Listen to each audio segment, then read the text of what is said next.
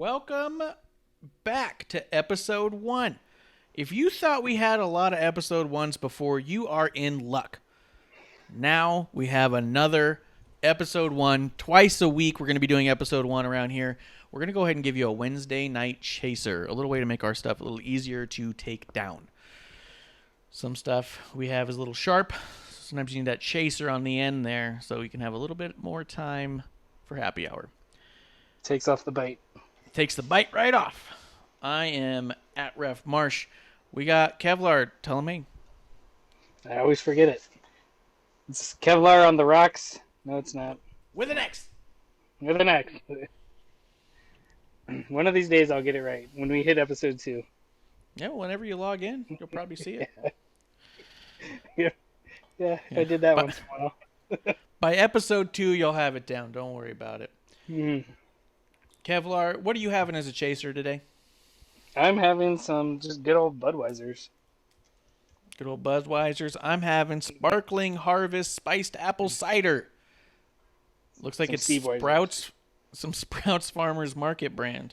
What are you having it with? We are a Sprouts. What? What am I having it with? I'm having it in a glass? No, it's a... Is this not alcoholic?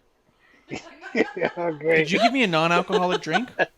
I never said it was alcoholic. You gave me a non-alcoholic drink for the drinking show? It's a good thing you It even says non-alcoholic. Why would you give this to me?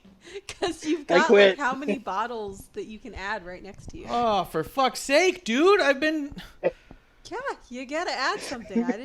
I didn't know adding that extra layer of work would really take you out. Oh, it's really fucking surprising. Yeah. No, this is a horrible way to start this show. I thought you were already drunk. You know, it's because I bought these margaritas that are like pretty strong and it's already mixed and everything. And so he assumed that this was already pre-mixed. Well, I think it's safe to assume that anytime I'm like, hey, bring me a drink for the show where we drink and talk wrestling and get drunk, that you're going to offer me up a drink that's potentially alcoholic. I'm not saying everyone has to drink to have a good time. I offered you a mixer. You didn't say a mixer. You offered this and some other pumpkin thing. What was the other pumpkin thing? It was like a similar cider. Similar non-alcoholic cider? Yeah. What the fuck? Boo. You can mix it with stuff. By the time we get to episode 2, we better have alcoholic drinks on the ready. Well, that's why we're waiting for that the sponsorship. Which we are waiting for a sponsorship, and we are in motion with the sponsorship. It may actually, hopefully, happen All sometime right. soon. Because I've been in talks. Apparently, mixers are out of the question. Well, now it's going to be imperative. Handing me juices and being like, hey, what are you going to have that with? I was like, what do you mean? Why would I have it with something? So I guess this episode is now also brought to you by Jack Daniels. Yeah. I should have just let you. She figured you needed a chaser, Yeah. so she gave you that for the Wednesday night chasers. I know, Wednesday night chaser, and she goes, oh yeah, apparently he's going to want pickle juice or something. I'm like, no. Yeah. Pumpkin juice. No, I need something to wash down this Wednesday night. Oh, my God. Well, it's not brought to you by Jack Daniels, but they're not going to stop me from drinking it unless, you know, someone at Jack Daniels who'd like to send us a cease and desist. That's always an option. Always welcome. Mm-hmm. So you've got Budweiser, which is actually alcoholic. That's good. That's a nice touch. Hey, I got this far. Kevlar's like, he's like, well, look who's ready now. Yeah. I may not have my Twitter handle, but I got my booze. Yeah. Yeah, you're like right behind a barrel, so I don't know why you're yelling at me. You literally have alcohol in front of you. The barrel's, it's empty. Well, oh, boo. come on. I can't have it full all the time. Whose fault is that? I drank all of it. What do you mean? Yeah, we have more. No, you said I couldn't On the have it weekend. out of the bottle. No, you just can't On the have weekend. my Jameson bottle. On the weekend, Marsh walks around like a Saint Bernard with that hanging around his neck. Yeah. Just like, Oh man, well, let's see how this thing does with Jack. It's good all of a sudden. Yeah, well, it's definitely interesting. So, Wait, it's interesting. Yep. That's a horrible review of a drink. yeah, well, if they want to sponsor me, then I'll say it's delightful. Otherwise, right now, it's an interesting drink that we have to get through. Much like we feel about Wednesday nights from time to time. Something Yeah. we have to get through. Almost getting through the week. Yeah. So, thank you guys for coming through to have a chaser with us. Let's see what we can do. Did you watch both NXT and AEW? I did. That's lucky. Yes, sir. That is fucking lucky, let's be honest. Is it Before we lucky get or in- misfortune? Yeah, it's like, yeah, at times it doesn't feel lucky all the time. Let's see. Let's get into some news real quick. We'll do this right up do at it. the top. A couple of tears in our beers. Barry Scott, the voice of TNA, and Stevie Lee, who was a performer on TNA for quite some time as the Psycho Dwarf. They both have passed away today. I'm not familiar with their work, but I've heard nothing but good things. So, tears in our beers for those guys.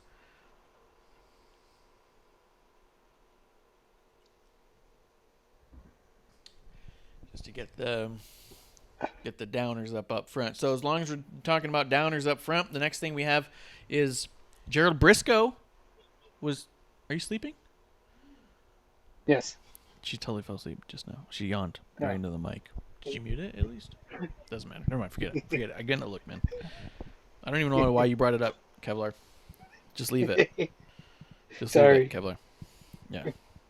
Jerk. Gerald Briscoe tweeted out this morning. Okay, want to get this out of the way. Nope, that's not how he said it. Gerald Briscoe tweeted out this morning. Take two. Fix it in post.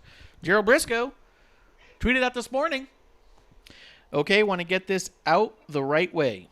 Last night I received a call from WWE Chairman of the Board, Vince McMahon, to let me know after 36 years of dedication to WWE, I am no longer needed. I'm okay with this. I will still be around to help talent. More info will follow. Thanks.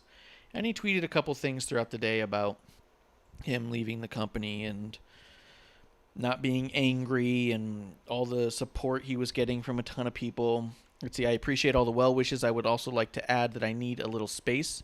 So everyone asking for an interview at this time, I need to step back, take a breath. Just remember, I have no anger, just emotions at this time. And he tweeted out again after that, talking about all the love and support he was receiving and how he liked it. But it sounds like that may be the end of the road there for Gerald Briscoe in the WWE after 36 years. What do you think? It's kind of crazy. I mean, for him to be there for that long and he just gets a phone call. Hey, you're gone. I mean, it's You're COVID. fired. Yeah. What do you want him to do? It's COVID. A phone call's a good. But I'll tell you this. It doesn't sound to me like he just got a phone call from Vince just going, "You're fired." Yeah. I didn't get that impression. It sounded like that where a lot of people have their stories of getting their phone calls from Mark Carano or even a text from Mark Carano saying, "Are you free for a phone call?" Here was somebody who was called by the chairman of the entire company. This is somebody Vince took his time out to make the call himself. Yeah. Gerald Briscoe's like, what, 70, 73? Something around there? Vince McMahon's like, To be honest, 130? at least. At least. Who's to But say to be honest, that... Go ahead. I was just gonna say, to be honest, I didn't even know Briscoe was still a part of WWE. He definitely takes a... He definitely isn't an on-screen role anymore. I believe he has a lot to do, or did, with the talent acquisitions, the guys who would go scouting, talent scouting and stuff. I thought that was his role the last while. Him and Mark Henry both were big into doing that. I don't get the impression that he was just fired and hung up on. Who's to say? Yeah. It's not impossible to think that Vince McMahon isn't looking around in his 100 years of experience and saying, hey, things are really different right now. Things are a little weird right now. Traveling right now is a risk. Maybe he doesn't want to put his friend at risk. Maybe he's like, hey, Jerry, maybe it's time just to hang it up until we can sort all this stuff out and maybe talk about it again. Or maybe he just says, Yeah. Jerry, I don't want you to live your entire life doing what I'm doing. You know what I mean? Like, Yeah. Well, and that go ahead. I was just gonna say that brings up the point where he brings up that he's still gonna be around. Because if you get Yes. fired from a company, you're not gonna be around, nor Yeah. would you want to be around. So it does feel like a, hey, let's do this right, and if things get better, you know, you can come back or whatever. Who knows? We weren't a part of the conversation, but Yeah, we weren't, and I think that there's a lot of speculation going around. A lot of people talking a lot of shit, being like, "Oh, I mean, one hack wrestling journalist put out just cast aside after 36 years, just thrown out," and it's like, I don't feel like that's what happened. It doesn't sound to me like that's what happened with what Jerry said, and maybe it was. But bottom line is, none of us were on that phone call, so I don't know. I think that it's really fun for us to pretend that evil Vince McMahon is actually evil. Evil. Evil, yeah. Evil.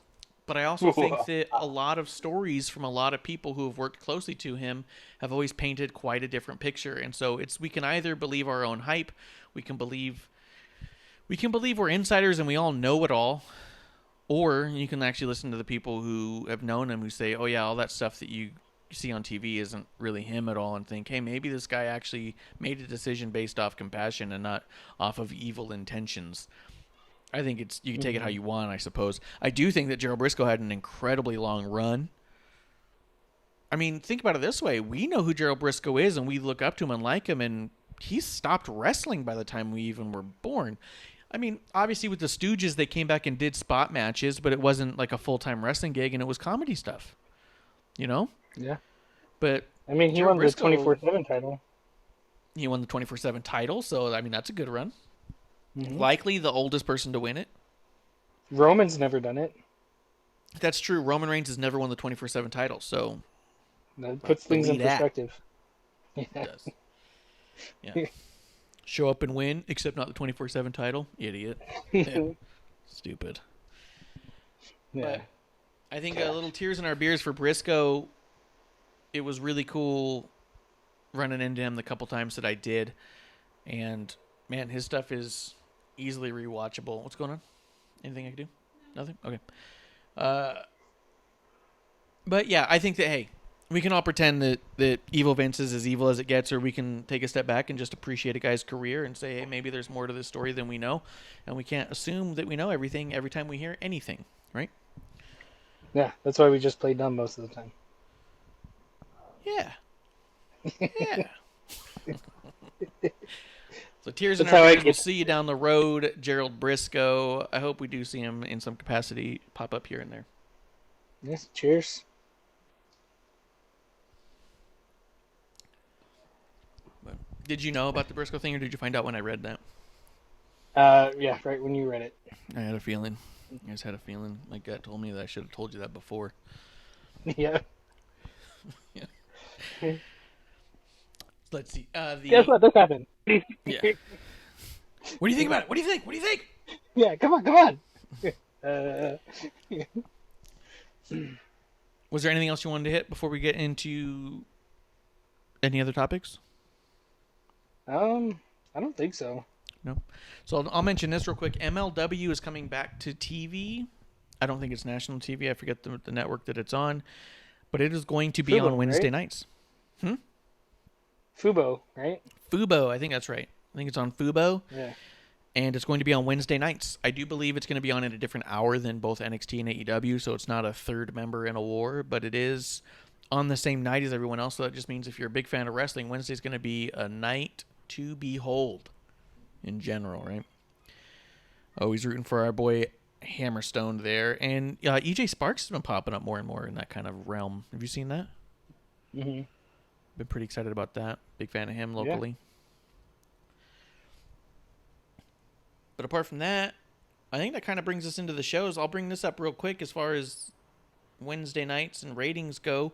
Unopposed NXT this week did 838,000. We don't usually talk about ratings, but we're going to talk about it just briefly here because I think it's just interesting to note. This week, AEW got 1 million .03 or something like that. So, Oh wow. yeah, pretty cool. They broke 1 million. I think that's really good for them. I don't think that you can pretend it didn't have a lot to do with Matt Hardy. Yeah.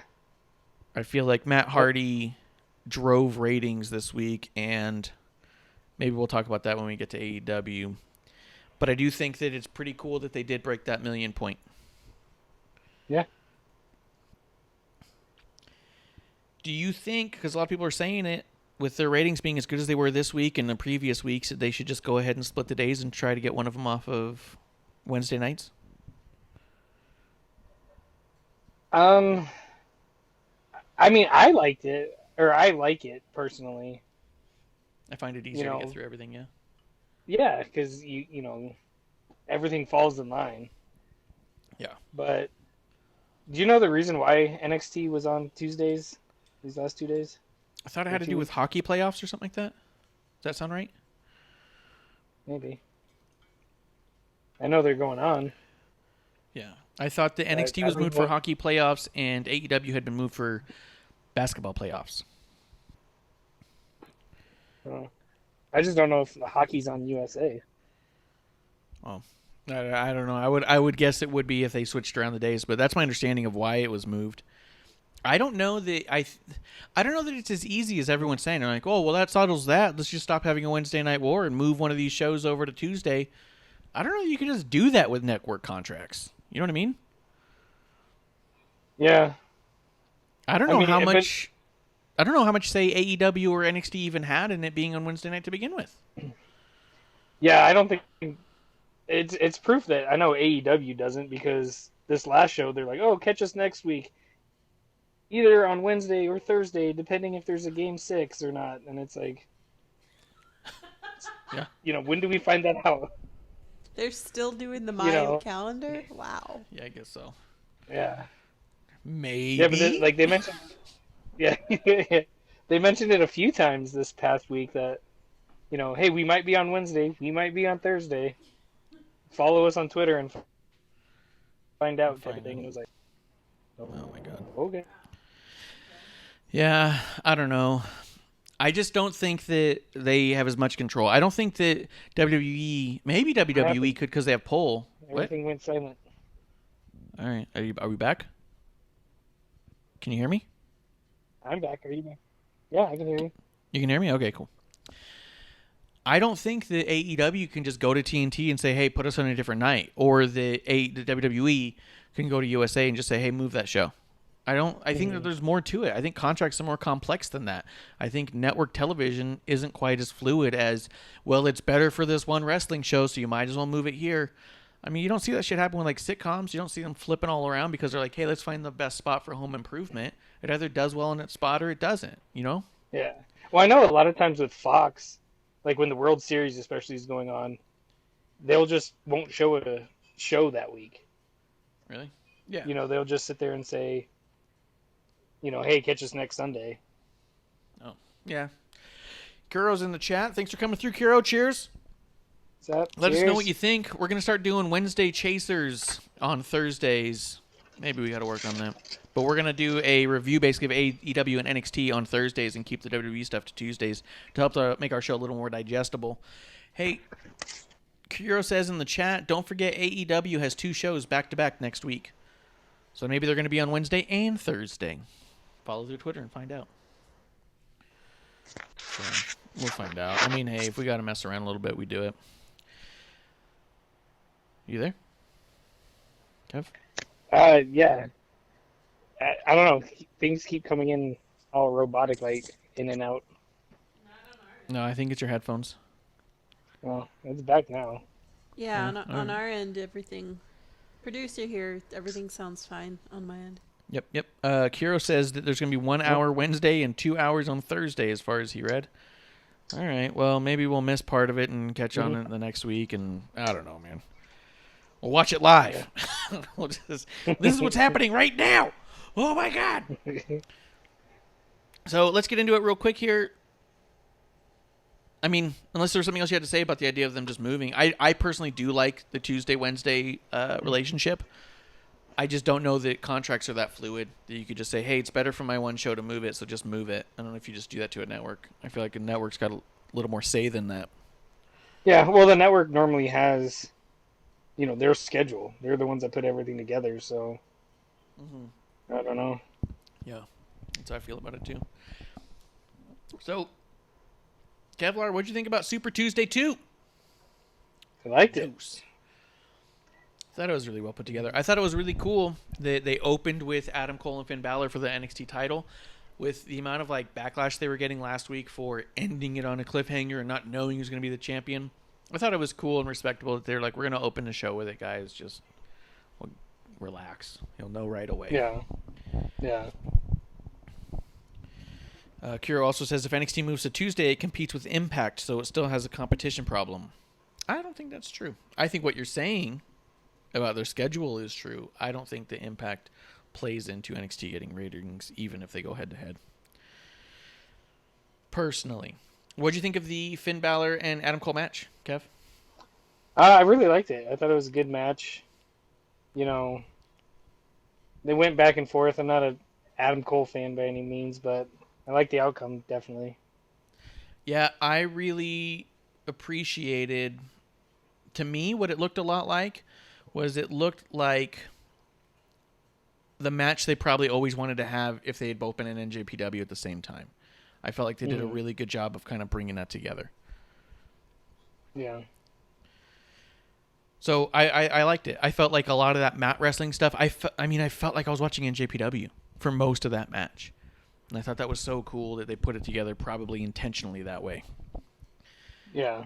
The only thing I didn't like, but, talking to some people, I settled down a little bit, but having Adam Cole be the only person to kick out of the coup de grace, I was like, really? Because if I remember correctly, Bobby Lashley didn't kick out of the coup de grace. But people are saying Braun Strowman did?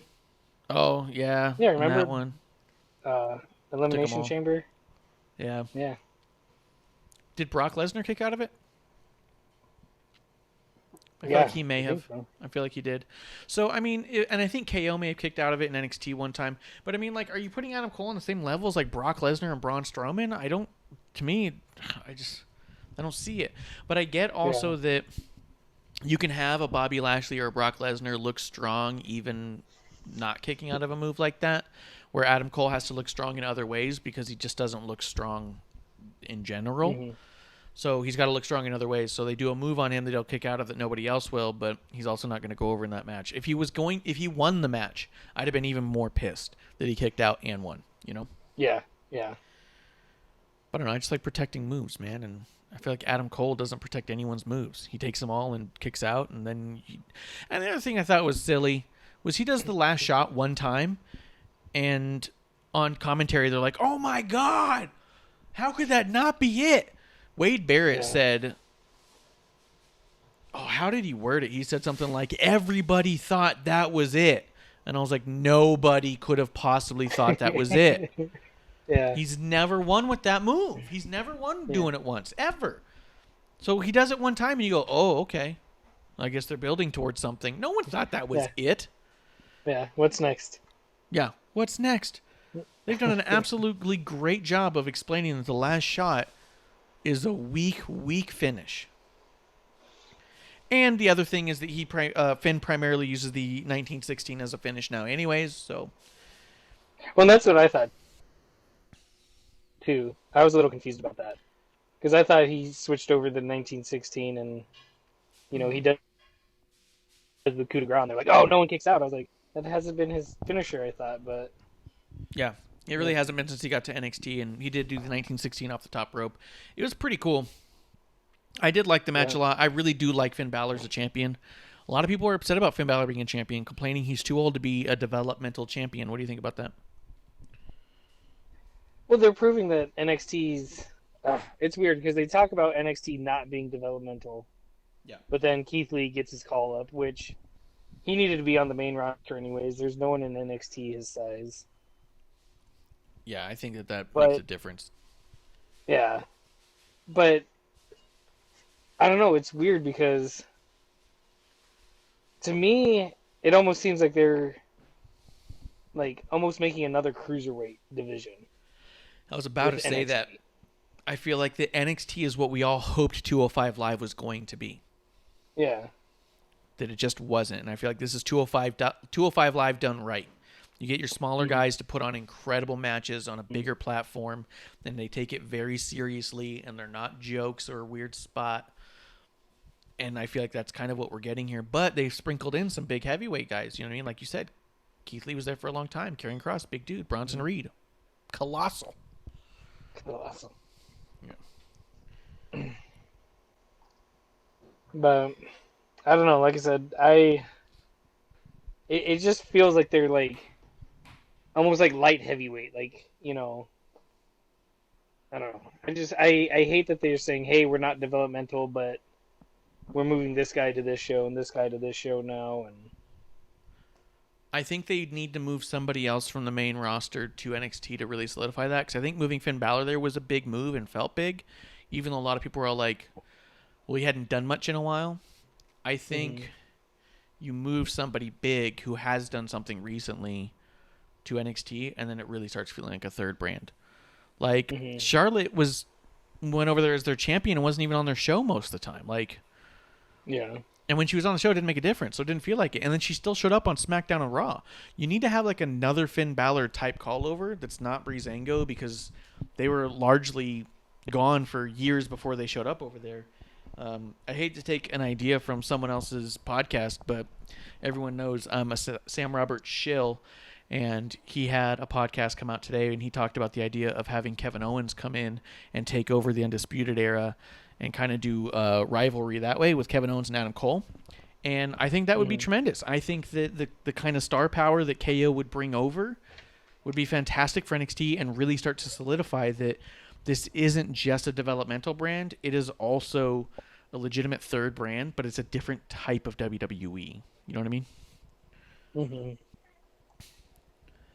But would you only move over just to KO, or would you bring a couple people over? I think either one's fine. You know what I mean? Like, and I only throw KO out there because of the idea that he's done stuff. He's not in any. He's in the stuff with Aleister Black, but that could kind of come and go. You know what I mean? He's not floundering, but he's not being highlighted. He's showing up and putting over some people. He's just kind of in this weird in between where we want to keep you out there, but we're really not sure where we're going with you just at this moment. So he's kind of in a holding pattern in that sense.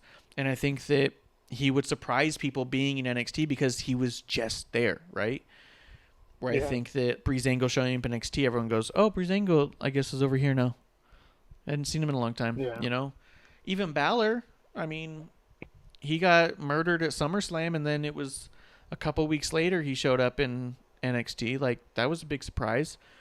But I think you have somebody who's been on recently to solidify that this is not a developmental brand. I also think that Finn Balor being 39 isn't that big of a deal. Ciampa's 35. Yeah. So. Yeah, I mean, I like the, you know, I don't know. I'm just a big Finn Balor fan.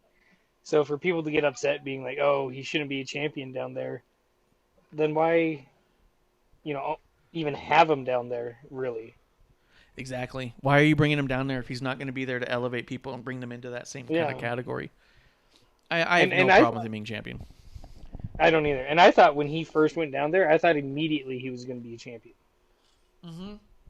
I thought they were going to throw, you know, the belt on him quick and be like, all right, everyone chase Finn now. And they didn't, and they, you know, they sat on it a while, and he had a couple moments, and it was like, okay, he's winning it this time. He's going to win, you know, even the North American belt, I think he went for a couple times, and, you know, he didn't win, and it's like, well, fuck, what are you guys doing with him? And then he finally won it, and I was like, all right, cool. And I think I wanted him to win more so just so Adam Cole didn't get it back.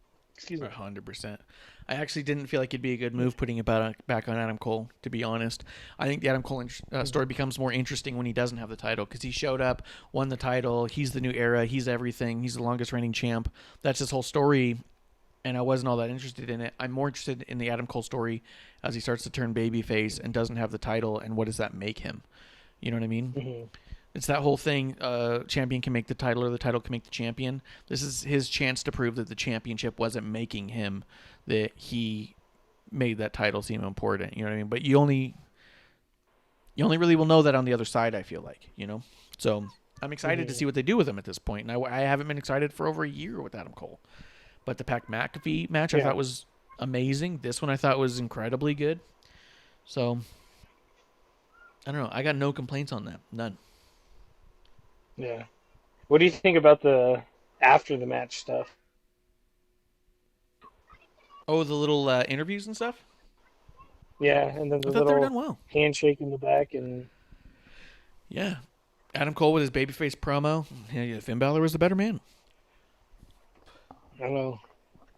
I was pretty confused when I watched that. I was like, "Damn it, you're sounding like a stand-up guy right now, and I want to still hate you."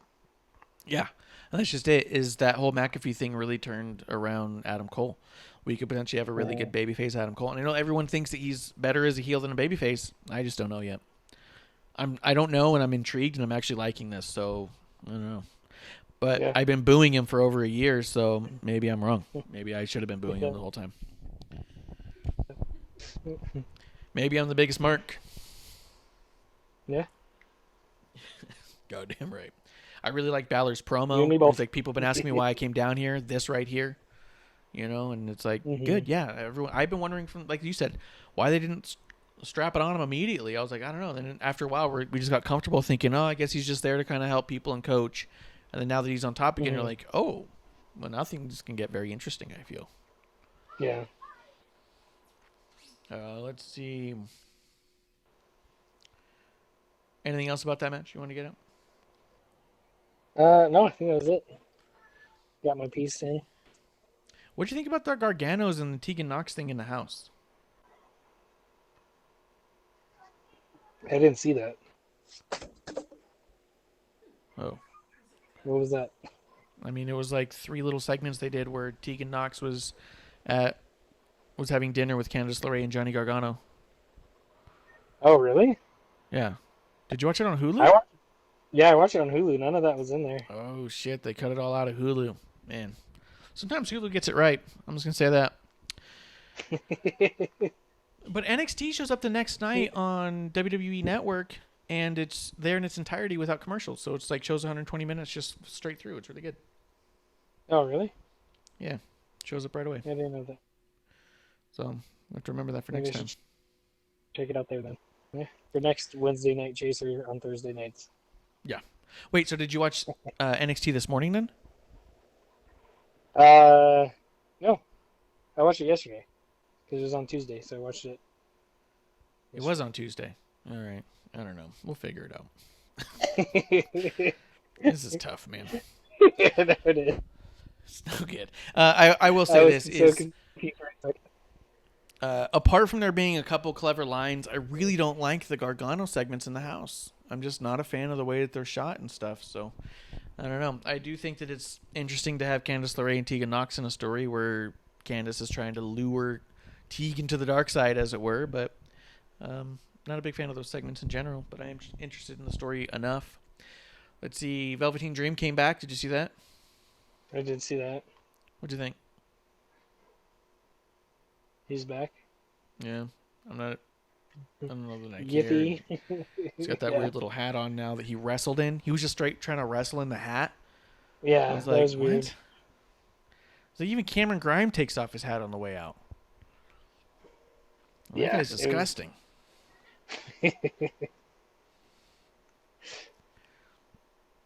I do think, Bronson Reed and Austin Theory I thought was a really good match, man. Bronson Reed is something else.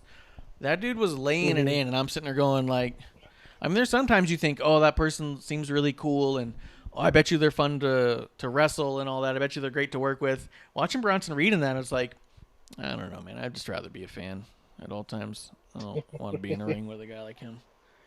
Yeah. I don't think he's hurting anyone, but I don't know that he's not hurting anybody.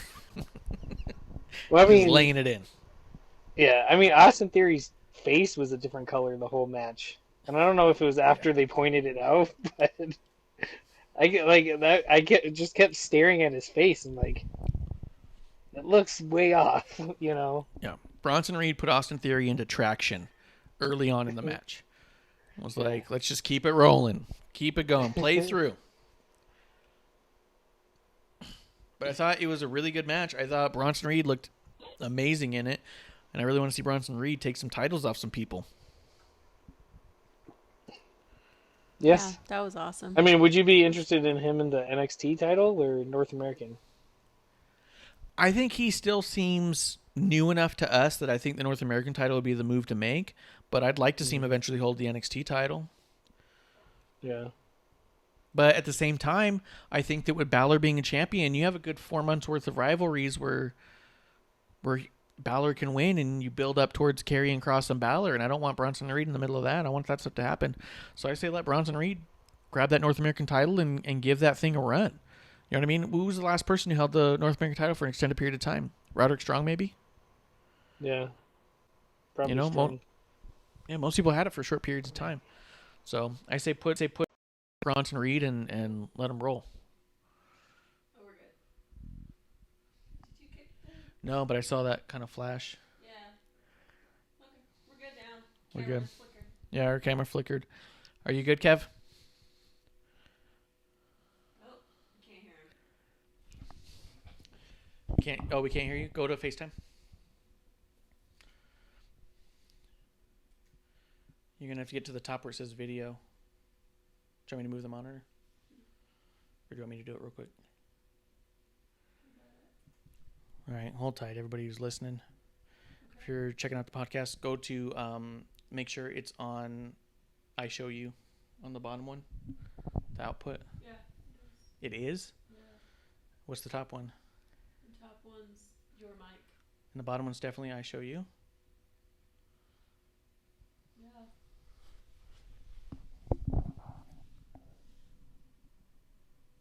Oh man. Yeah. So we lose them on the audio there. So maybe go over to there. Click on the properties. Yeah, that's what I was about to do. I show you. Go to default. Go back to... Oh. Kev? Oh, no, that's us. Go back to there. We're probably echoing for people. Go to I Show You. Kev, say something? Nope. I mean, I can hear you, but they can't read you. Go back over to the video one, change that to like default, and then change it back.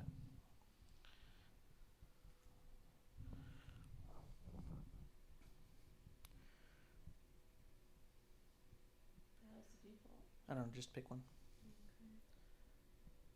And then go back and go to I Show You. Go back to video. Wait, can you say something? No, but you've cut my audio too. Kev, say something. I'm here. Getting a refill. Registered. Go back there. It's on. I Show You. Right. Okay, so go to the speaker. You can do it on that one. No, it's here. Yeah, the speaker. Yeah. Oh my God. Go to multi. Yeah, it is. It's on multi. Go over here and go to Bluetooth.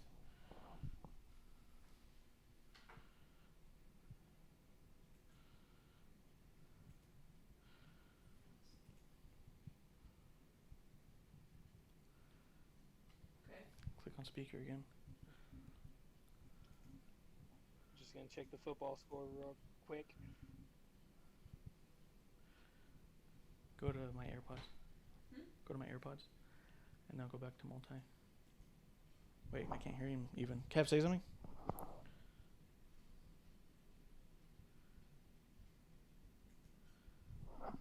Kev, you there? Yes, sir. Can you hear him? Can you hear me? I can't, but he's being picked up. Okay, go to the settings. Go to monitor.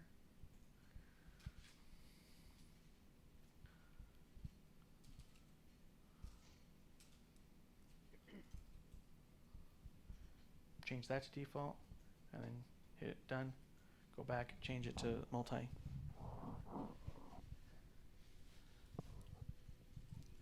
A little peek behind the curtain, potentially.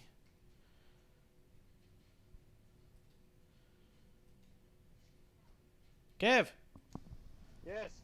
we're all back. Woo! All He's so low. Woo! Yeah, he went back down. Welcome back to the second half of the rest Yeah, of welcome to. Thank you for staying through the intermission. Hope you guys got a nice refill. Yeah. Yeah. Thanks for topping off. What were we talking about? Bronson Reed? Yep. Anything you want to say about him? North American title. North American title. Who's North American champion right now? Damian Priest. Nailed it. You did nail it. And to be honest, a Bronson Reed Damian Priest rivalry is something I'm definitely here for. I know we've already seen them wrestle a little bit, but I had no problems watching that a couple of times more, you know? Actually, they were very, very good on the mic. They were very comfortable with each other and seemed very natural. So, yeah, totally down for that. Yep, that doesn't bother me one bit. I say do that. Even let Bronson take it. Let Damian be fighting his way up. I don't know. Even let Damian lose it and then go after Finn Balor and then lose it and go back to Bronson. I don't care. I'm okay with all of that. Yeah. Let's Just see. keep Velveteen Dream off the TV. Yeah, I've got no use for him personally. What did you think about what's his name, Kushida coming back? Kushida coming back and beating him up. Yeah. I mean, Kushida looked tough. I liked that. I liked his shirt having the digital numbers on it. So he's still like sort of in gimmick, but dressed nice. Yeah. I thought that was good. But I mean, I like to see Kushida in general. I thought he looked like a real badass there. So I don't have any problems with that aspect of it. Whatever happens here, I want him to win and move on. Yes. But we got Roderick Strong, Bobby Fish. Oh, go ahead. I was just gonna say I thought it was kind of cool the, little, I don't know if you want to call it a submission, but that hold that he put him in the ropes. Yeah. That was interesting. Yeah, that was pretty cool. I dug that. Well, good to see him back. 100%. Let's see. Roderick and Bobby versus Killian Dane. Little crazy stuff going on with Undisputed Era. I'm okay with that. I like seeing Killian Dane out there. I like Drake Maverick, so I didn't have any problems with any of the stuff going on with that, but it's not one of my main focuses on the show. Hulu cut that too. I didn't see that. Hulu cut it.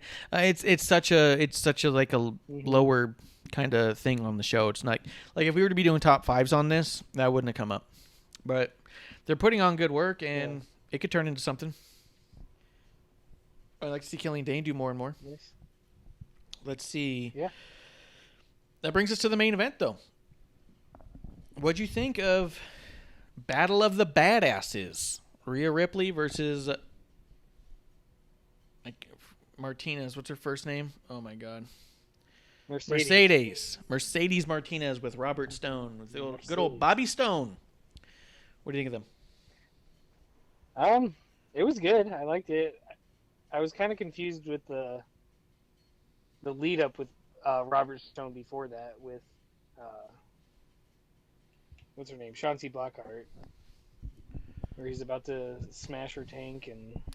Oh yeah, and Io doing her thing. Yeah, that was just weird.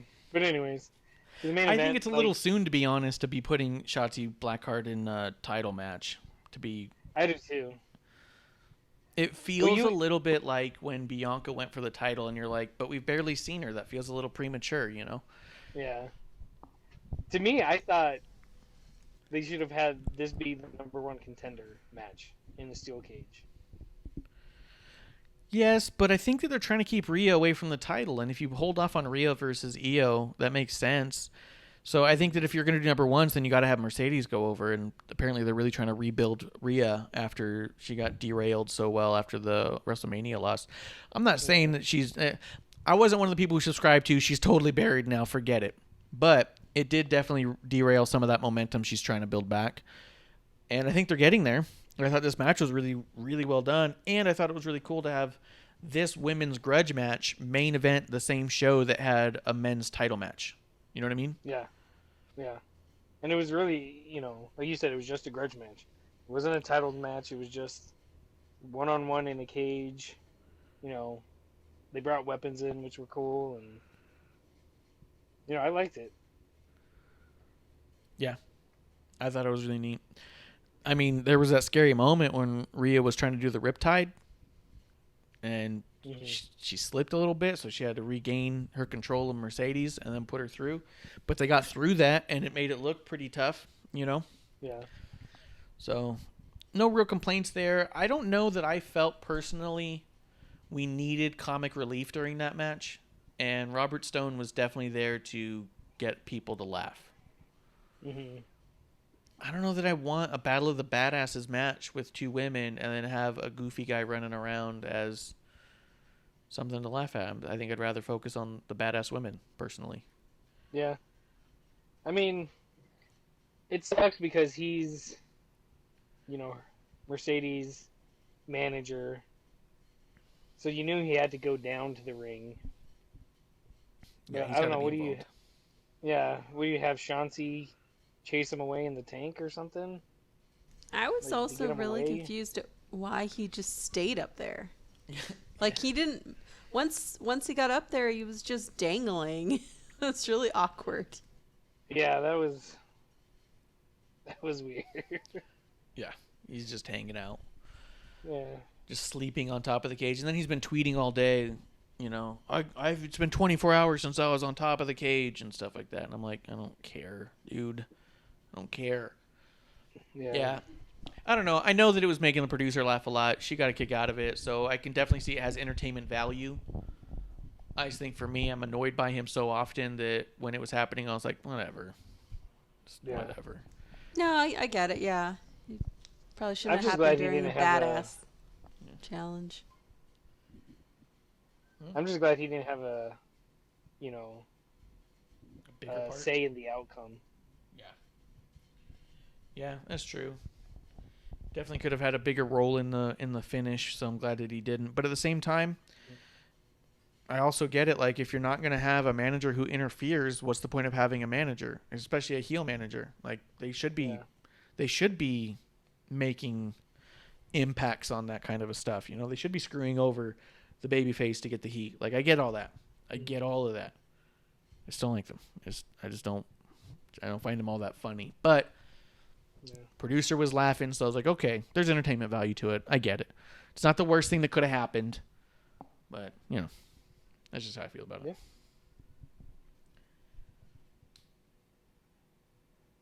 Anything else you want to say about NXT? Hey, I was just gonna say that. God damn it. I think that's all I really had about it. I'm really happy about the new champion. I'm really glad about Finn Balor coming out, being the champion. Really glad that they're still highlighting Bronson Reed and that they had Rhea Ripley in a main event again. I'm happy about all of that stuff. Yeah. They got. I mean, it was a nice show to push a lot of things forward. Yes. I know we don't harp on ratings, but I was a little surprised that it didn't do as well as I thought. I think it still got under 900,000. I was a little surprised because I thought it was actually a surprisingly good show this week. So there's a theory on that of, is the show you're getting ratings on right now a result of what you're putting on right now, or is it a result of what you put on last week? So they've been staying steady, close to that 800 to mid 800s as far as the unopposed stuff goes. And I could understand people being annoyed with the finish last week and just spitefully not watching it this week, because that's how internet fans like to think they're making a point. I'm like, okay. And then we'll just read all about it and watch clips later. You're like, okay, well, you also could have just watched it. It's not, yeah. I'll show you. So I get that, but I do wonder what they would have done better if they had had a champion crown last week or not. And I don't know. It feels close to the same. Mm-hmm. And it was a really good show, so I think that it deserved having more eyes than it got. But again, I think it comes down to, what did you do last week? What have you done for me lately? They say, yeah. Yeah. I think that takes us over to AEW, dude. Yes, sir. Let's crack into it. Yeah, I don't know that I want to go segment for segment on it. Thought we were doing tops to bottom. More or less. I just, like, all my stuff just crashed, so it's interesting. I didn't take any notes for anything, so. I was one of those people that was tuning in mainly for Matt Hardy because I was really concerned. And I thought that it was going to be a retirement speech. Yeah, he had his wife and kid out there, and so let's talk about that. I think that's why everyone was watching. I think they got 1 million views because people wanted to see what Matt Hardy was going to say after what was largely the most irresponsible move a company could have done with such a significant injury. Was there anything, because you weren't able to talk about the AEW stuff from the pay-per-view? Did you want to touch any ground on that as we move on? I mean, I was in the chat, just spouting off a little bit on the show, but Yeah. I mean, it was watching. Like, I didn't watch the pay-per-view, but I saw, the clip, and anyone with half a brain could look at him and be like, all right, he's not good. Yeah. He needs medical attention, sooner rather than later. And Yeah. for them to have it still going on where he can't even walk, and then he falls and hits his head again, it's like, it just sucks because, AEW had the, wasn't it a 10 count to decide the winner?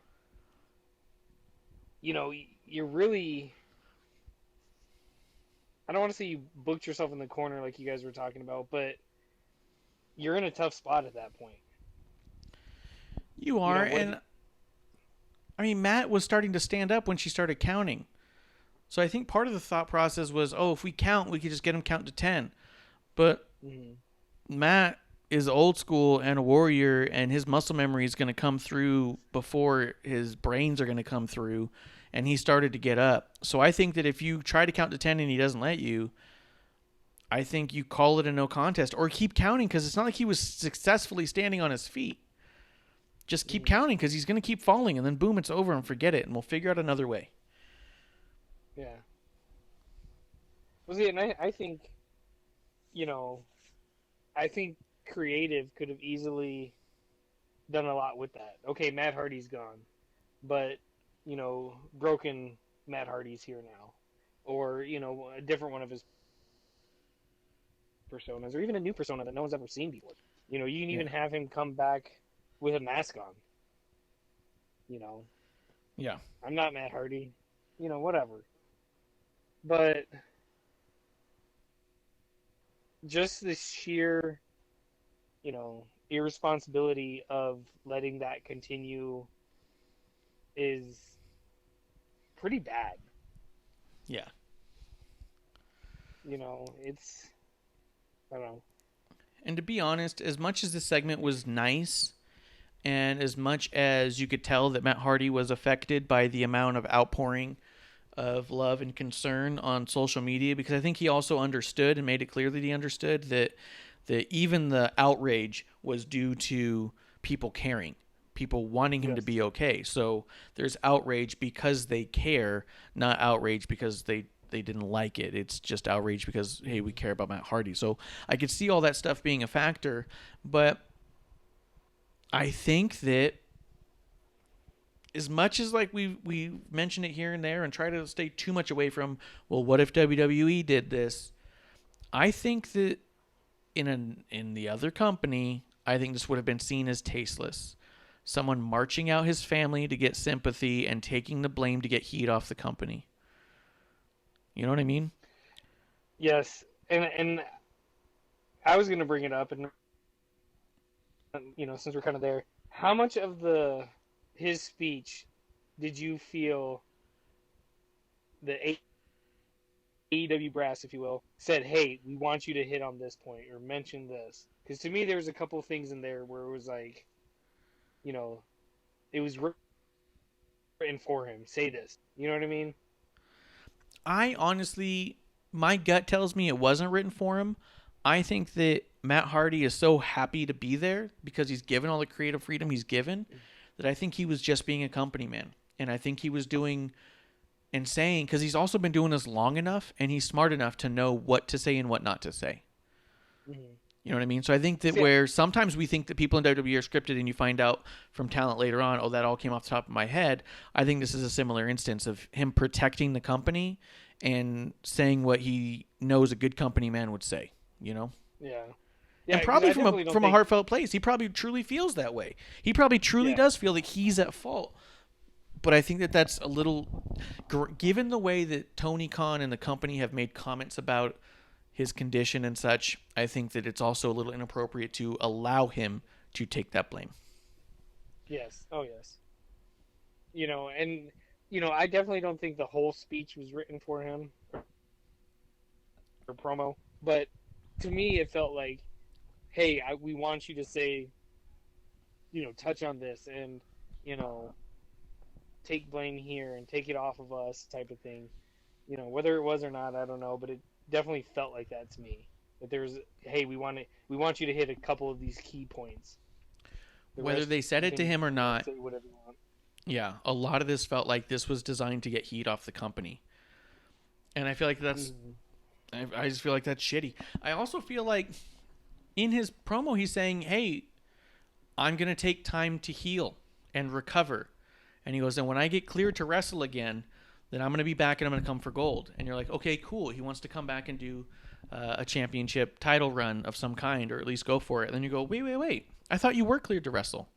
I thought Tony Khan said that you were fine, that everything was okay, that you went to the hospital strictly as a precautionary thing and not because you needed to be admitted.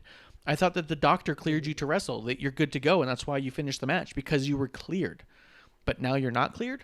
What's happened in between, and why hasn't the company made a comment in between? Well, Khan said that there was no concussion. So let's just say, if that's true, then what could he possibly be recovering from? True. If Tony Khan says, hey, there's no concussion, therefore he's cleared to wrestle, and then no other bumps happen, and they come back with he's not cleared to wrestle now, what new development injury are you not telling us about? And he showed pictures, I think it was today or maybe it was yesterday, where it said on my road to recovery, and he had a ton of those suction cup things that people do, and they were all around like his like just the base of his neck. And so I was kind of like, oh, I wonder if he got like some sort of cervical pinch or something, And it wouldn't be a shock if he did with that kind of whiplash, But I don't know. As much as I liked it, there's moments where I felt choked up. I felt like he was being very honest in how he felt. I also don't think that it alleviates the company from the terrible decisions they've made and their horrible PR since then and their lack of responsibility that they've taken. The idea that the company would even allow Matt Hardy to take the responsibility in the condition that he was in, I think, even if that's the stance they want to take, is, well, we let Matt Hardy take that decision. Like, no, none of that is okay. And I don't think it was okay to have Matt go out here and take all the responsibility. I don't think that's fair. Yeah. I think that this is the kind of thing that should be followed up with. We appreciate Matt's feelings. We appreciate that Matt feels responsible, but we want you to know that we take full responsibility and we will protect it better in the future, but they won't. Yeah. Well, and the whole thing is like in the NFL, when people get concussions, you get like tunnel vision. Like, hey, I'm supposed to do this, and you're focused on the one thing. And whether it's, a football player saying, hey, I want to keep playing, or a wrestler saying, I can still, wrestle, the company needs to step in and say, hey, he can't. And like you said, the company should have come out and said something to the fact like, hey, we love Matt Hardy, we care about his well-being. I doubt they'll ever admit that they made a mistake there, but take some responsibility off of him. Yeah, 100%. Why would you allow him to feel that way? Yeah, I don't know. And if you guys want to prove that you're different than WWE, how about doing the one thing Vince McMahon's never done? Take a little blame. Yeah. You know what I mean? Say, like, hey, that would have been huge. Up. Yeah, to say you made a huge Publicly. mistake. Yeah, publicly. And I think this is the other thing too. A lot of people were excusing it, saying, "Well, it's a young company. It's a new company. That these people haven't been doing this that long, so they didn't know any better." That's only true if WWE, because other people were saying, "Well, WWE's been around for 50 years. AEW's only been around for like 1.5, so it's a younger company. They're still learning." Well, maybe if WWE kept all of the concussion information they had a secret, But I'll tell you, if we're even having a discussion, then I know it's not a secret. The thing is if we know that that's not right, then they know that's not right. Because you know how long that we've been holding a fucking company, running our own wrestling business? 0 days. 0 days, and we all said, okay, that's wrong. That's how much is out there publicly that we knew. Everyone went, oh, he's got a concussion, he needs to be protected. The only people in the world who didn't say that were the people in charge of protecting him. Yeah. And that's the problem. Yeah. And I think it'd be easy for AEW to come out and say, you know, with all of the attention that it got from it, like, hey, we made a mistake, we're sorry, moving forward, we're putting in these protocols to protect our athletes. Yeah. You know, and if somebody, you know, and even say, you know, they can even have an out, because if they feel, you know, the whole stipulation of the match, just say, hey, if we witness any of this, all the stipulations during the match are thrown out. You know, somebody leaving the company, somebody becoming champion, it all becomes a no contest, and, you know, when both these are clear to compete again, we'll do it again. Yeah. Yeah, I mean, well, they've also never explained why they don't have any other rules any other time. They could have also just ignored it like they do all the other fucking rules they have. I'm just saying, I really appreciate what Matt Hardy had to say, and I really appreciate his feelings and his understanding how much that the world cares about him. I just wish that the company would do the thing that would set them apart from all the other companies, that would make everyone start to feel better about it and say, yeah, that was a huge failure, and we will never allow failure on that level again. And then everyone go, oh, they're admitting it's a failure at least, but they're not. You know what I mean? They're not even admitting that part. Yeah. Even if they didn't take the blame, they could accept failure. You know what I mean? And that still would be a huge step. Yeah. I actually forgot. I forgot last time we were talking about this, but in the military, they have. We used to always do man down drills. So if, you know, someone's in the middle of working on an aircraft, because we were mechanics, and someone falls down, has a heart attack, you know, for whatever reason, like there's a certain protocol that happens. And it would be interesting, like, I mean, I think it would be helpful if they were like, hey, you know, mistakes were made, but going forward, we're going to have, you know, these, I would say, like, man down trainings, or like, you know, like some sort of protocol, so that this doesn't happen again. Because, you know, if this happens once, that's what's stopping it from happening again is the thought, is my thought, because I don't want this to happen to anyone. Right. And I think what it boils down to is there's so many risks they put in every single match they ever do, that they don't see that there's a variation of risk. There's not high risk versus low risk. Everything's just a dive. Oh, and then we'll just dive off this. Nothing is seen as a high risk potential. So when something's that high risk, oh, hey, we're going to take a 15-foot drop right above concrete just through a couple little tables. Hey, maybe you put someone more tenured with more experience right there, so if something goes wrong, they'll be protected. And, you know, whatever the rumors were that they tried it a couple times before, so they may have thought that they may have got even more comfortable with how it's not a risk. It's a risk. And if you have rookie people who don't know what to do in control, then when something goes wrong, it goes very, very wrong. So I just think we need to take risks more seriously as well. Yeah. I was wondering, I know we shouldn't think of what ifs, but if Kyoto was there, you know, someone super seasoned, I just wonder if there would have been a different outcome for Matt's health. Yeah, how different would that match have looked if they had a more seasoned referee out there or something? Kevlar, you had something you wanted to say on that? Not anymore. Excuse me. You crying? I'm dying. You choked up? Throw up the egg. Yeah. Jesus. Go ahead. No, I forgot what I was going to say truthfully, so continue. Was there anything to do with the man down stuff or no? It was something similar, and it was just, you know, basically saying, you know, even, that's what I was going to say. They could even just say, hey, the person, the trainer, or doctor, whoever, who was responsible for, this. Just say, oh, we took care of them or we reprimanded them, but just something, We're instead putting of, him through some sort of like, additional training or something. yeah. Yeah. Or even just But say, hey, we fired him.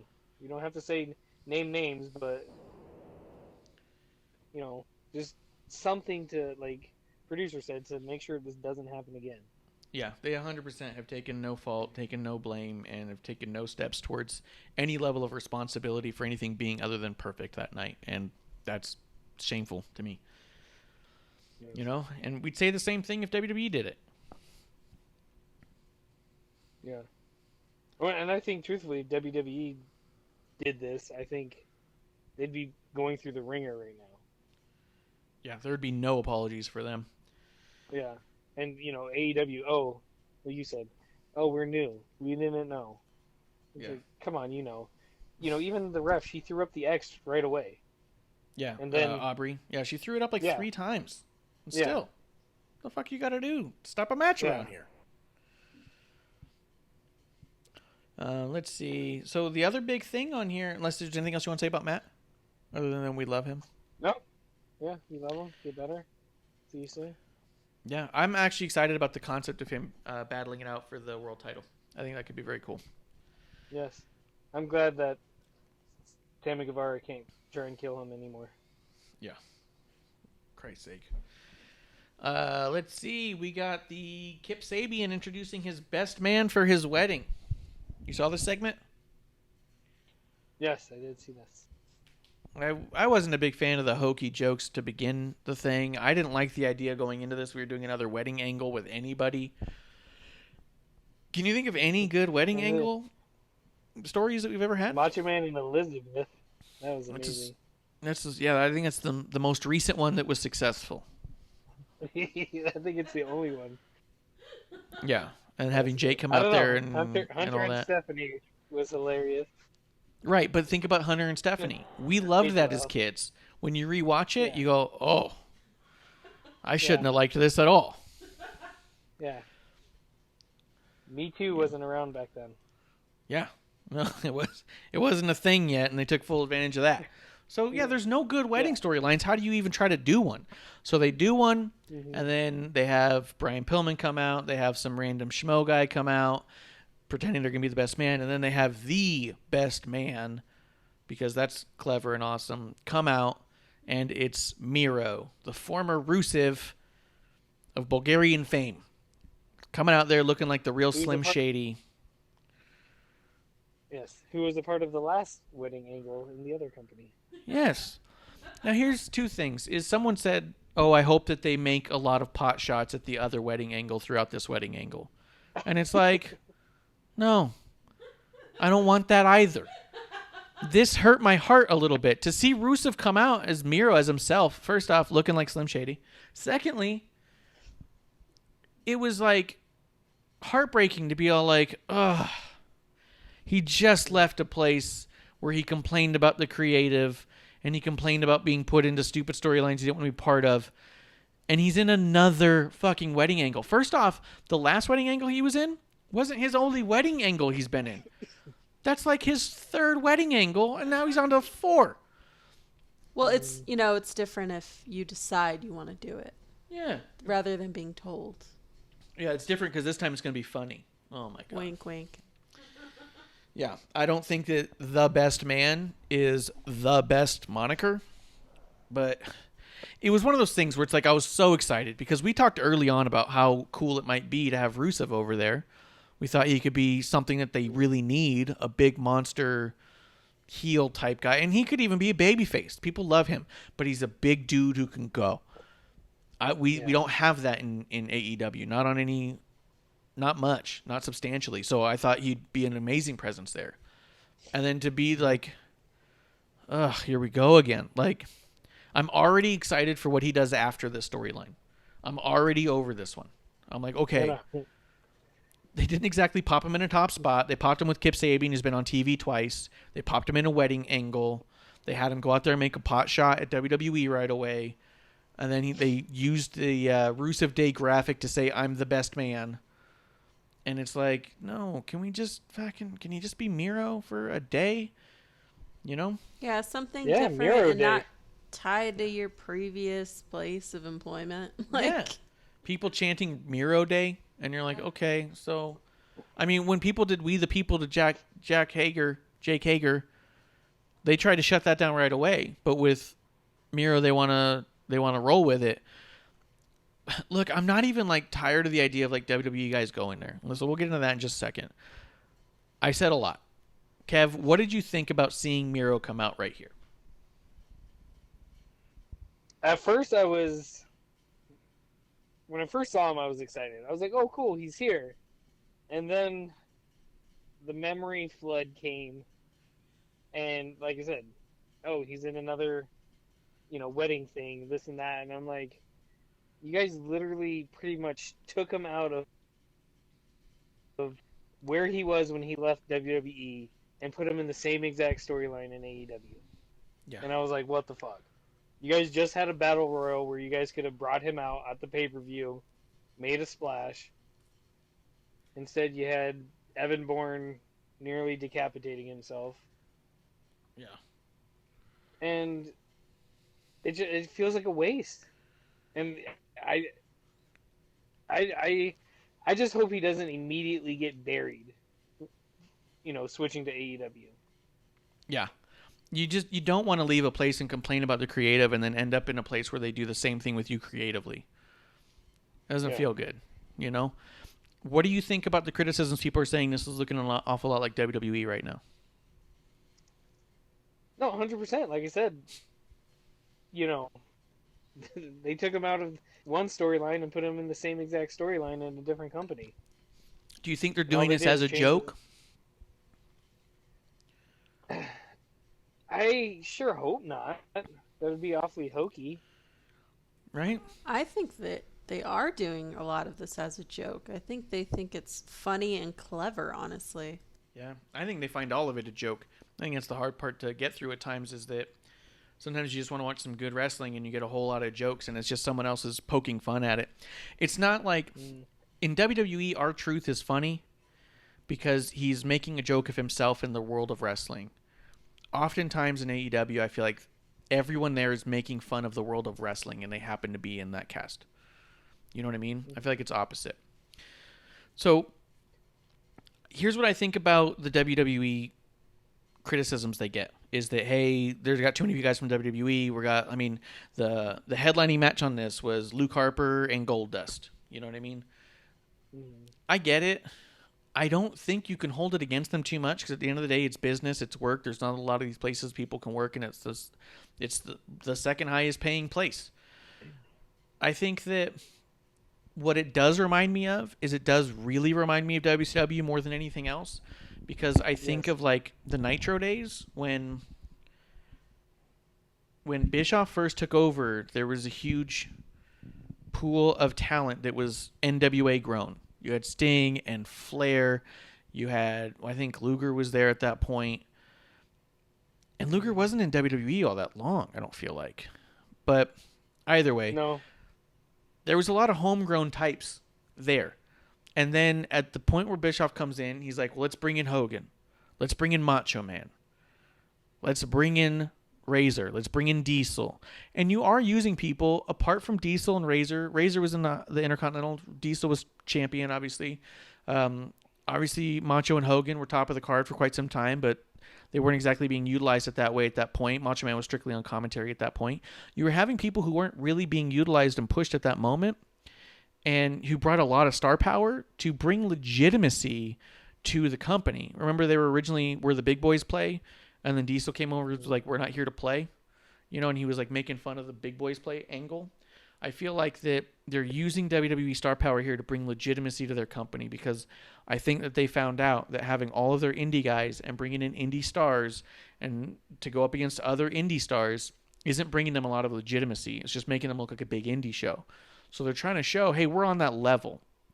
We're on the level where the talent that you are familiar with as being the best want to be here now. We're cool and we're on that top level. And so I get it and I don't knock it because I think that's smart for the most part, right? Mm-hmm. But I do see that could come with problems. Yes. Well, just like, WWF and WCW back in the day. I think they were still. But anyways, they whenever somebody would show up, they're like, oh, you know, they're taking a step down. When somebody would go from WWF to WCW, Yeah. oh, like you said, Hogan and Macho weren't being utilized, so they went to WCW to be, a big fish in a little pond. And this is exactly what it's feeling like to me as well. We have Rusev, like you said, Goldust, Luke Harper, Dean Ambrose, all in AEW right now. Yeah.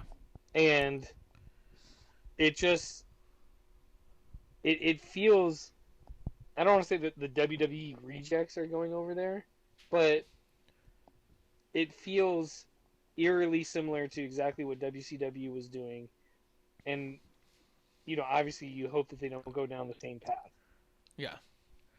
100%. I think that there needs to be a point where you don't. I mean, they got Cardona over there, Jericho. You had a lot of people who were not utilized great in WWE for long periods of time. But at the same time, WWE needs mid-card.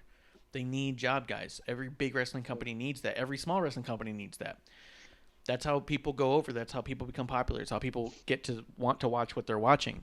So if AEW thinks they're going to get away with not having job guys, I mean, for one, I don't think they are. You got Joey Janela over there who's 0-10. Like he hasn't won a single match. Joey Janela is one of your job guys. I think that, like you said, they're over there to. It feels a lot like when Cody went to the Independents, and he went around to all the smaller shows, all the VFW shows, to headline all those, and did his tour, and then he wound up over in Japan for a bit. And wait, did he end up in Japan? I thought he did. I feel like he did Japan and Ring of Honor around the same time. But I feel like that's what it reminds me of. It's like, oh, when someone leaves the WWE and they just go try to build themselves up, like even Drew McIntyre.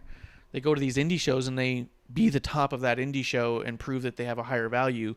And, half the time they come back with a new look and that's that. But now we have another company where they don't have to come back to. They can just go there. But it does feel a little big pond.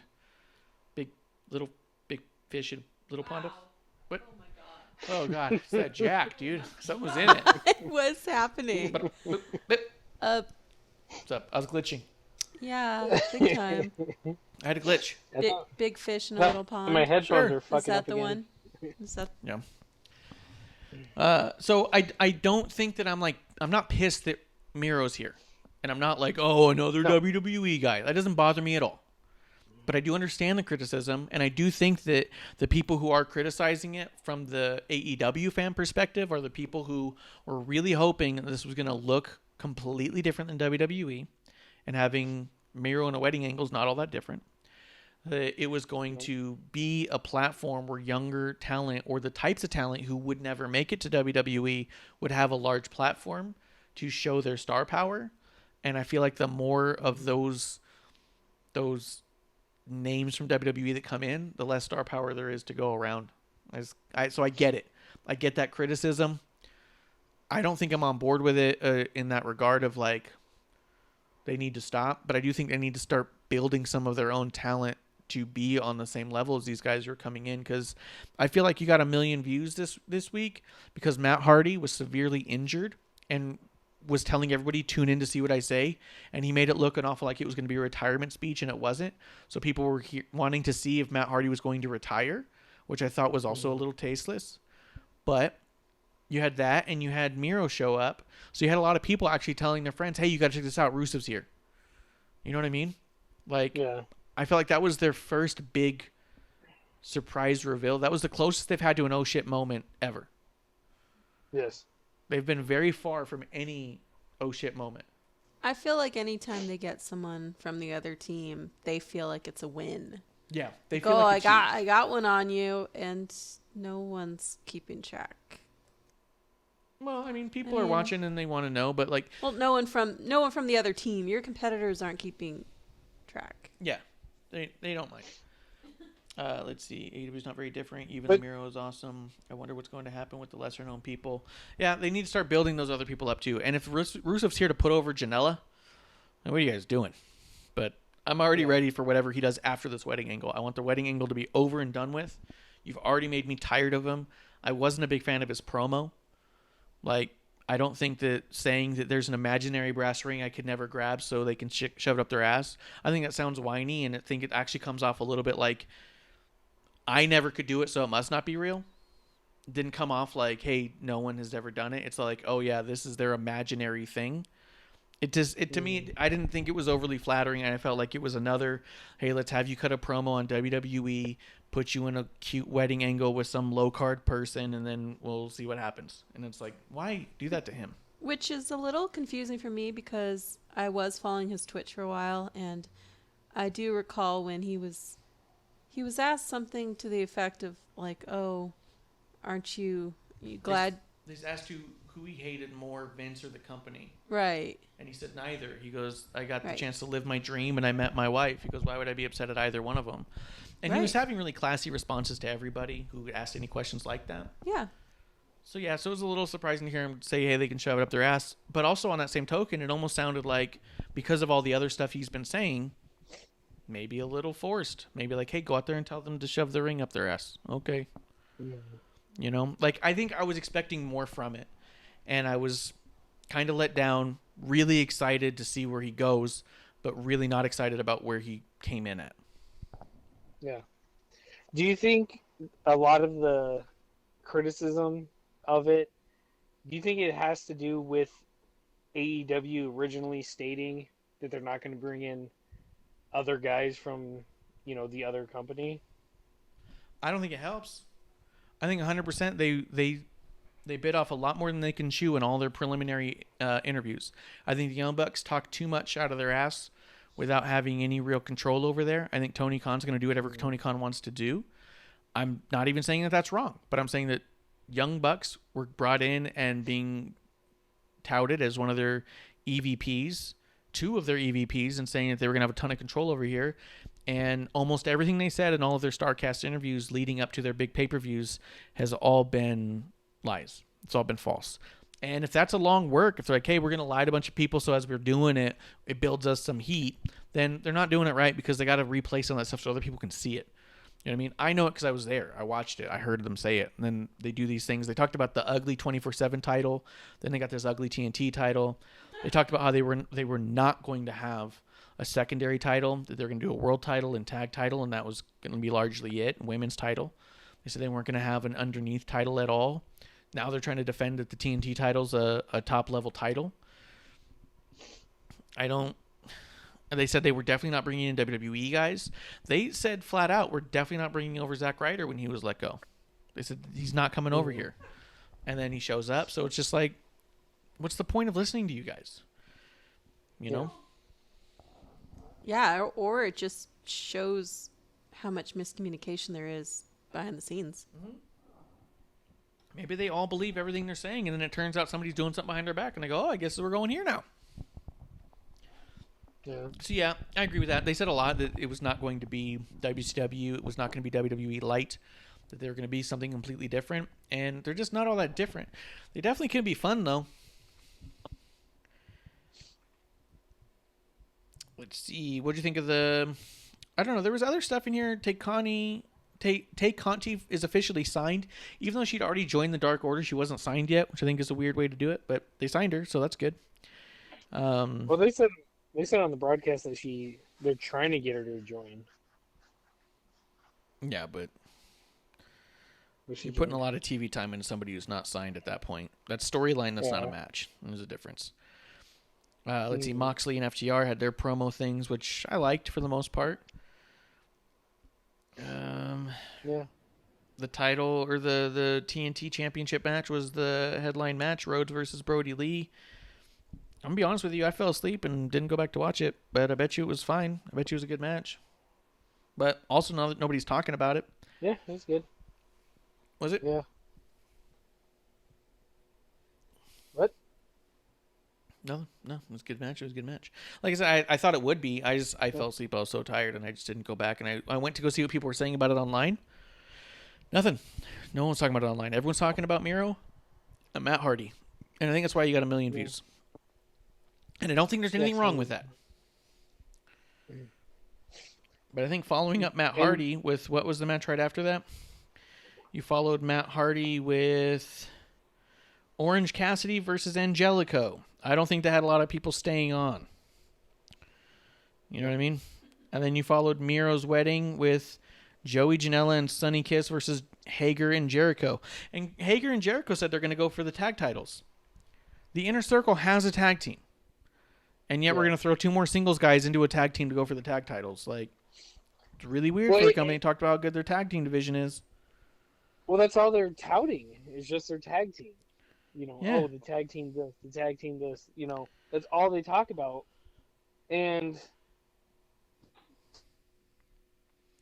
to me, it's like, yes, you guys have a nice tag team division, but you can't base a entire company just off of tag teams. Yeah, and then a lot of their single stars are being matched together. So I'm really glad actually FTR is the champion. I do like what they're doing there. I'm going to be honest with you. Overall, I thought the show wasn't bad. I thought it was pretty good. Eddie Kingston cut the weirdest promo he's ever cut. That was really weird. Yeah, that was weird. So I don't know what that was because I've liked everything he's ever said. And then that promo was happening and I was like, what? Yeah. You know? It was weird because I was intrigued by the outcome of that match. Yeah. The Lucha Brothers pushing each other. I was like, okay, cool. And then shake your hand, shake his hand, shake his hand. It's like, this should have been the end of it. Let's continue it. Yeah. Continue it next week. You know. Yeah. So I thought that was really weird and awkward, and it was like, this was 5 minutes longer than it needed to be. Yeah, and it was something that could have been dragged out more for sure. Grim Reaper's in the chat saying, "What's going on? What's going on, Grim Reaper?" Grim? Cheers. Yeah, cheers. Overall, which one was your favorite, Super Tuesday or Dynamite after All Out? And here's the other weird bit. I think this is kind of funny, not in like a mean way, but like legitimately really interesting. Is this was AEW's, I think, second highest rated show since their debut, and they had 1 million+ viewers, and they were having a hard time selling tickets. Like, up until an hour before the show, or a couple hours before the show, Jericho was still tweeting out, tickets are available, come pick them up. And they're only running at like 10 or 15% capacity. So it's really interesting to me that people were not selling out the arena at a small capacity, but everyone was watching at home. Yeah. But out of the two, I would say NXT pretty easily, because there's 2 moments that just irritated the crap out of me with AEW. Yeah, I feel like they missed the mark a couple times where it's all like they were so close to being something I would have absolutely loved and then just was shy of it. Yeah. But yeah, go ahead, Kevlar. The 2 things that I really got annoyed with AEW, and it's the pillars of, you know, a show, and you guys talked about it last week, was the beginning and the end. Yeah. And the beginning with that weird promo with Tony Schiavone in the parking lot and 2 cars, you know, show up. Look like they're going to, you know, have a head-on collision. Yeah. And then, you know, MJF and Chris Jericho, oh, I like you. I like you. Good job, good job. And then both of them walking away and be like, this jackass, you know. Yeah. I was like, that was dumb. And then the last thing with Cody. Cody has a special announcement. And it's like, okay, cool. What is it? And then all he does is plug a show that he's going to be on TBS, a game show. Yeah, that's true. I didn't bring that up. Yeah, so they kept going, oh, we just got word there's going to be breaking news at the end of the show. Cody's got a message for all the fans. Cody's going to talk. And it comes out and it's just a commercial for some goofy game show on TBS that he's going to co-host with Snoop Dogg. And I was like, you've got to be fucking kidding me. Cody has a commercial for you is more of what they should have said. Yeah, we've got a commercial we want to run at the end. We're hoping you watch it. And then it's also like, look, we're all understand kayfabe. But he does this big old stretcher job and he's out injured and they keep putting that over the last couple of weeks. And they're like, oh, we've got a message from your hurt superstar. And it's him in a suit goofing off with Snoop Dogg. I was like, dude, Yeah. I'd have rather you just threw this in there and made it look like it wasn't like an important thing. But they really pushed it, and then it was the Go Big Show, which the Big Show being canceled the same year the Go Big Show comes out. It's Yeah. I know. devastating. I thought the name. I was like, come on, guys. But and when he was talking about it, he's like, oh, we did this. We have this in Macon, Georgia. We built this for this. And I was like, okay, cool. What is it? And then it's a whole game show that's gonna be on TBS. And it's like, I'm like, you guys really pissed me off right now. Yeah, he could have just been a guest panelist on Masked Singer, and it would have felt the same. It's like, oh. Yeah. I mean, you guys pissed me off at the beginning with this stupid promo. I'm like, all right, that was pointless. And then at the end, and I'm like,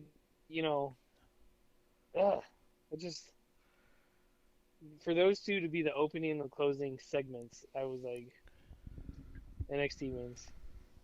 No matter what that's a NXT good point. does. Yeah, I don't care what sandwich in the middle. It didn't start and end like that. How was the because I didn't watch the full show. How was the commentary this show? On AEW? I mean, I don't remember it being as funny as it usually is for me, but there was a few good little punchlines in there. I do like how JR gets fed the fuck up a lot. I'm trying to think. I don't know if the commentary stood out to me this time. Okay, well, I think sometimes that's a good thing because I think we forgot that last week when Thunder Rosa had her match, that that commentary was saying, oh, look at these women. She must be a yoga instructor. Oh, she looks good. And making all sorts of comments like that. That was unnecessary for sure. So I was wondering if that continued or if that's stopped, because that would be awesome. I don't remember the commentary during the Nyla and Tay Conti match, but that was the only women's match they had, and there was a big commercial in the middle, so we didn't get to see much of it on TV anyways. It's the only women's match. Why is that? Yeah, well, because they wouldn't bother. Why would they put women on the TV show? They did announce that this coming up week, they're going to have the NWA women's title be defended. Thunder Rosa's coming back for another round. Yay. She's going to defend the title against, I believe, Eva Lise. So we'll see how that goes. I don't think the Eva Lise was officially signed yet either. So we might be looking at another one of those two non-AEW women putting together their own only women's match of the night. So it's interesting. It's weird. I wonder if they just invested so much in I don't want to say foreign, but maybe non-local outside women's talent. International women's talent. Maybe that's what the problem is they had a lot of British and Japanese wrestlers. They even had a few Australian wrestlers in the women's division, and now none of them can travel. So it could very well be that just like they're like, fuck, our entire division was international. We didn't have any American living wrestlers, except Sheeta. I know moved there as soon as she became champion, and that was probably the luckiest thing for them. But I mean, it could just be that they could just literally not have a division in the country right now. Well, no, they had Sadie Gibbs, and they let her go quietly without announcement. Mm-hmm. Yeah, interesting. So I don't know. I have no idea what they're doing as far as that is concerned. I'm really curious to see what the ratings are going to be like next week now that Hardy's made his announcement. I think there will be excitement to see what Miro does. I also don't think a lot of this other stuff is what was driving people to watch it. I just don't. Thunder Rosa, I think, is going to have a pop. I was going to say, NXT put out, what's going to be on next week's show. And off the top of my head, I can't think of them right now, but I'm like, all right, cool. This is a show to look forward to. Yeah. They had a few matches on there where I was like, all right, But AEW, I couldn't tell you one match that they promoted to be on next week. They did. I want to say it was like in the afternoon today, Tony Khan put out a tweet where it's like, thank you everybody for watching this week. Here's what we got a huge show on this next one. And it was a bunch of matches, and there was a couple of them that I was like, that sounds sort of interesting. But I don't know. I just don't feel like there's a lot of story behind the matchups. It's a whole lot of like personal dream matches. I think it's a lot of Tony being like, oh, I'd like to see these two people wrestle. I'm like, okay, but why are they wrestling? Because I want them to. I go, okay. Yeah, there doesn't feel like a lot of heat between them. I don't really know what makes up. How long do you think? Sorry, I don't know what sort of creative they have at AEW. Honestly, Like, I really don't. Yeah. What was your question, Kev? I was like, how long do you think it is before Tony Khan puts himself on TV? I know. I wondered. Because before they went to the empty arenas and stuff, he was coming out at the end of shows untelevised, and he was like, remember he did a stunner to Ty Dillinger? And you're like, oh. So I think he said that he won't, and I hope that he doesn't, but I've thought that too. I wonder at one point Tony Khan's going to be a character, but we'll see. I mean, almost every other company ever has utilized their owner at some point, so I wouldn't be shocked. And I wouldn't hold it against him, to be completely honest. Like I said, if I had the money that he's got and I could buy the biggest meet and greet of all time, I would do it. Yeah. 100%. Would you put yourself as a ref? Yeah. Yeah, but I would do it like the way that Vince McMahon made himself a commentator for a long time. I'd have like a Jack Tunney going out there. Yeah. And then like as the ref bumps got more and more serious, people were like, people fucking hate that ref. What is going on? And then it turns out like, oh, that ref is also the owner. And I'm like, what? Yeah. You turn around one match, get the fuck out of my ring, you're fired. You're fired. Have... That ref just fired a dude to throw him out. I think he did both. Yeah.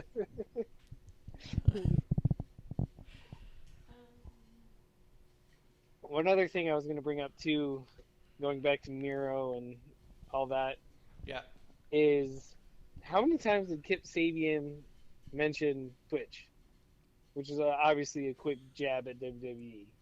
Yeah, it was like 4 or 5 times, and that's their whole thing. I mean, and that's a jab I was okay with when they did it when the first thing first came up. I was like, okay, take your jab. Now it's part of his gimmick, and I was like, I mean, it's like any joke you tell over and over again. It loses its shine. You know, the audience is supposed to change, not your jokes. But when you're national, then your jokes have to change too. Jay Leno couldn't do the same joke every night. He probably did, but I think he did. Yeah. So. So did Letterman. My top 10. Yeah. Kip Sabian started coming out with top 10 Twitch accounts. Yeah. Did you have another thing? Not AEW related, but I had a birthday. A birthday happened? Yeah. Anything else you want to talk about AEW before we go into this birthday? I don't think so. Yeah, I don't think so either. Let's go ahead and say happy birthday and last call. What? Happy birthday, Trevor Murdoch. We did a shout out on Twitter, and he gave us the old like. Oh, Trevor Murdoch. Yeah, birthday boy. Cheers to Trevor Murdoch. Happy birthday. Guys, I'm at Ref Marsh. You can find us at WrestlingOnTheRocks.com. Thank you for coming into our Wednesday night chaser every Thursday. We're going to start doing this. Let us know if you guys like it, what do you guys think. And, yeah, I think that's it. Kevlar, you can find him at Kevlar on the Rocks. Kevlar, you want to do last call? With an X. With an X. With an X. Messed it up this time. I was ready. Yeah. Yeah, I think that's it. Cheers, All right, everyone. guys. Last call. Cheers. See you Tuesday.